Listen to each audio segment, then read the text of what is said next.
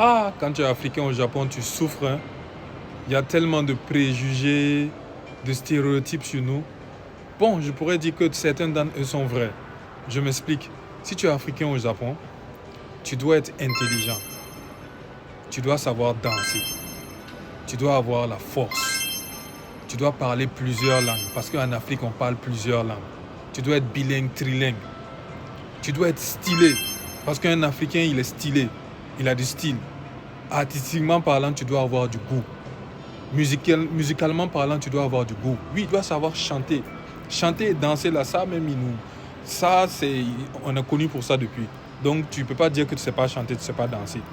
Intellectuellement parlant aussi, oui, ça va étonner plus d'un, mais intellectuellement parlant, oui, on doit être intelligent. Parce que quand tu es un Africain et que tu es dans un groupe d'international, c'est toi l'Africain là qui doit tout le temps sortir, réfléchir et donner des solutions. Parce que toi, tu es Africain.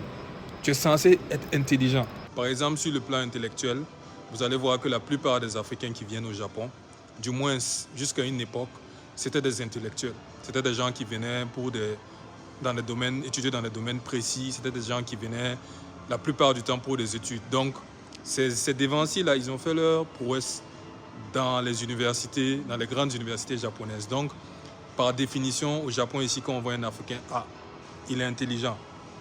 C'est pas simple, hein. On vit des préjugés ici, mais vous n'avez pas aidé. Physiquement parlant, oui, tu dois être fort, tu dois avoir un beau corps. Parce que toi, tu es